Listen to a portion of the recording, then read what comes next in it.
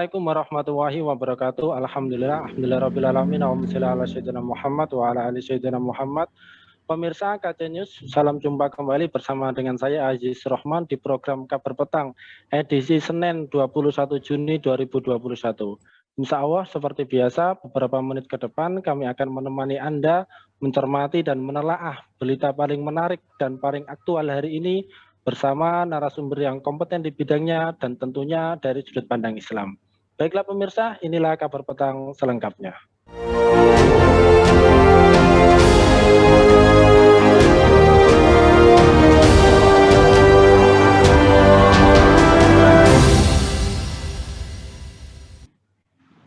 Pemirsa, Ketua Umum PDI Perjuangan atau PDIP Megawati Soekarno Putri dan Ketua Umum Partai Gerindra Prabowo Subianto belakangan ini sering menunjukkan kebersamaannya di depan publik. Kemesraan keduanya ditunjukkan saat peresmian patung Bung Karno di lingkungan Kementerian Pertahanan 6 Juni yang lalu. Kala itu Prabowo tampak di belakang Mega yang berpidato mewakili keluarga Soekarno. Dalam kesempatan itu, Mega bahkan mengucapkan terima kasih dan menyebut Prabowo sebagai sahabatnya. Prabowo juga menghadiri pengukuhan gelar Profesor Kehormatan dan Guru Besar Tidak Tetap Universitas Pertahanan RI untuk Mega yang berlangsung 11 Juni yang lalu. Pengamat politik UIN Syarif Hidayatullah Jakarta, Adi Prayitno menilai kemesraan keduanya menunjukkan sinyal politik bahwa koalisi PDIP dan Gerindra mutlak akan terjadi untuk menghadapi kontestasi pemilu 2024. Nah, pemirsa, apa skenario yang mungkin terjadi di balik kedekatan kedua kubu? Apa warna visi politik mereka dan juga apakah berdampak positif bagi umat Islam?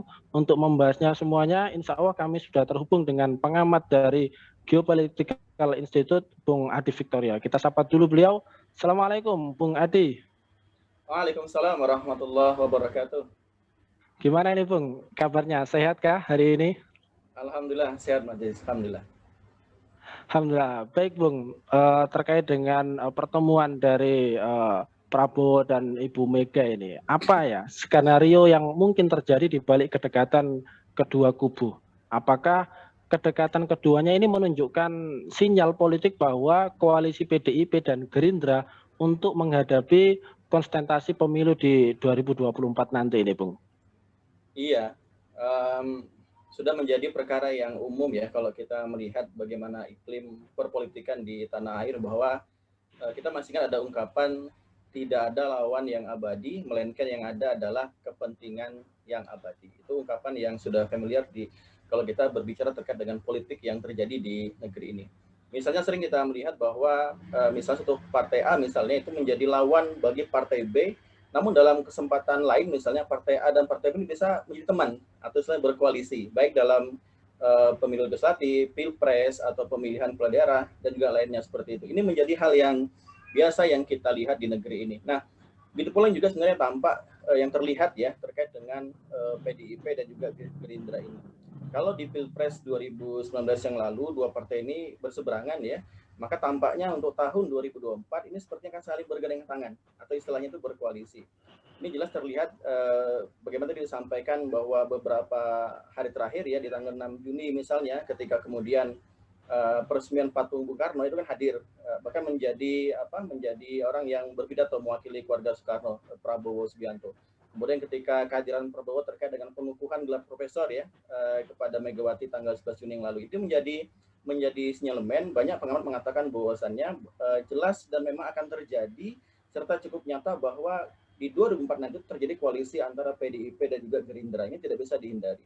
Nah, apa skenarionya sebagaimana tadi ditanyakan? Bisa jadi kalau kemudian Prabowo ini akan maju lagi di Pilpres 2024 ya, pemilu 2024, maka tentu ia tidak akan menjadi cawapres lagi. Karena sudah 2 kali menjadi cawapres, tentu menjadi capres seperti itu. Ya. Kemudian tentu yang menjadi cawapres adalah dari PDIP adalah Puan Maharani seperti itu. Nah, ini skenario yang pertama. Tapi ada skenario yang kedua, yakni kemudian kalau misalnya Prabowo tidak maju, tentu Gerindra itu akan memilih yang lain, misalnya Sandiaga Uno. Ya, kemudian dari cawapres PDIP misalnya Ganjar seperti itu. Cuma persoalan kemudian apakah PDIP mau seperti itu? Seperti itu Mas Ajis. Ya, baik Bung. Kemudian terkait kerjasama antara yang sinyal-sinyal kerjasama antara PDI dan juga Gerindra ini, apakah kerjasama politik ini lebih dilakukan pada pola politik transaksional yang berporos pada kepentingan ini, Bung? Iya, sebagaimana yang tadi saya sampaikan di awal bahwa sudah menjadi perkara yang umum ya, yang kita ketahui bersama bahwa perpolitikan di tanah air ini berpegang pada ungkapan tidak ada lawan yang abadi. Yang ada adalah kepentingan yang abadi. Misalnya kalau kita lihat bagi Prabowo dan Gerindra misalnya, tentu dengan melakukan koalisi ini, dan jika misalnya nanti menang di pemilu 2024, maka bisa membuat Gerindra semakin besar. Bahkan bisa menjadi partai terbesar seperti itu. Ya. Apalagi kemudian sangat mungkin tahun 2024 nanti itu pilpres terakhir bagi Prabowo kalau melihat terhadap beliau seperti itu. Nah, begitu juga dengan PDIP, ya, dengan posisi Puan Maharani yang kemudian menjadi cawapres itu akan ingin mengangkat nama beliau. Ya, seperti cuman kemudian kan tinggal pilihan apakah kemudian ini akan dilakukan atau tidak seperti itu. Jadi menurut saya kemudian adalah memang jelas politik ini adalah pola politik transaksional yang kemudian mengikuti kepentingan masing-masing seperti itu. Jadi jelas karena prinsipnya adalah kepentingan bukan terkait dengan apa yang lain tadi itu, maka ini ada indikasi bahwasanya lebih kepada politik transaksional bagi masing-masing pihak seperti itu. Ya, kemudian lantas menurut pengamatan Anda ini Bung Adi ya, kira-kira apa ya warna politik mereka? Apakah koalisi tersebut ini bisa memberikan dampak positif ini bagi umat Islam ini, Bung Adi? Iya, siapapun yang sebenarnya kalau kita lihat ya, siapapun yang menjadi pemimpin, maka ia akan memimpin mengikuti sistem yang ada. Ya. Karena kepemimpinan itu akan dipengaruhi oleh sistem yang digunakan untuk memimpin. Selama kemudian sistem yang digunakan adalah sistem demokrasi, seperti yang ada sekarang ini, maka menurut saya tidak akan berdampak kepada rakyat, terlebih bagi umat Islam. Kenapa? Karena demokrasi yang katanya itu bisa menjadi alat ya. Jadi kan dikatakan demokrasi sebagai menjadi alat untuk mewujudkan kesejahteraan rakyat. Tapi pada faktanya kemudian tidak demikian. Yang terjadi adalah demokrasi menjadi sering diperalat ya oleh kelompok elit masyarakat ya, baik elit partai rakyat, elit parpol, dan elit para milik modal tentunya. Untuk apa? Untuk kemudian memperkaya diri mereka, ya, memperkaya diri mereka. Sembari kemudian melupakan bahkan menindas rakyat yang terjadi seperti sekarang ini. Hal itu kemudian wajar ya, karena hakikatnya dalam demokrasi itu sendiri tidak pernah ada yang namanya rakyat sebagai penentu kebijakan, keinginan. Kalau kita lihat kemudian misal sejarah Amerika Serikat sendiri ya, kan menunjukkan bahwa misal Presiden Abraham Lincoln itu pernah mengatakan bahwasanya from the people, ya, by the people and for the people. Tapi kemudian beberapa tahun ya sepeninggal presiden kemudian yang terjadi adalah dikatakan bahwasanya from company, ya, by company dan for company, bahwa dari perusahaan oleh perusahaan dan juga untuk perusahaan. Jadi kemudian tidak akan berdampak bagi rakyat, apalagi berdampak kepada umat Islam seperti itu. Karena ini adalah demi kemaslahatan kepentingan masing-masing pihak seperti itu. Ya, Bung Adi, dari fakta yang sudah Anda jelaskan tadi ya, ini kira-kira apakah ini menunjukkan bahwa belum ada yang berubah ini dari perpolitikan di negeri ini? Kemudian apakah iklim politik saat ini masih saja berkutat pada bagaimana meraih dan juga mempertahankan kekuasaan ini, Bung Adi? Iya, apa ya? Ini benar sebenarnya karena memang kemudian ada kekeliruan dalam memahami perpolitikan itu sendiri, bahwa seolah politik itu adalah kendaraan untuk meraih apa yang disebut dengan kekuasaan semata. Padahal berkuasa itu untuk mewujudkan namanya kepentingan masyarakat seperti itu. Jadi kemudian politik itu seolah menjadi kendaraan untuk meraih kekuasaan, baik berkuasa untuk menjadi anggota dewan, yang menjadi kepala daerah, bahkan kemudian menjadi kepala negara seperti itu. Inilah yang kemudian masih menjadi mindset ya, para politikus kita di negeri ini, sehingga memang benar bahwa iklim politik saat ini itu memang masih saja berkutat untuk meraih kekuasaan atau mempertahankan kekuasaan. Jadi dua, ya, meraih kekuasaan atau mempertahankan kekuasaan itu sendiri. Nah, bukan dalam rangka untuk mewujudkan apa yang disebut dengan wasilah, ya, mewujudkan tatanan negeri yang penuh dengan keadilan, ya, kesejahteraan bagi rakyat di negeri itu. Seperti itu, Mas.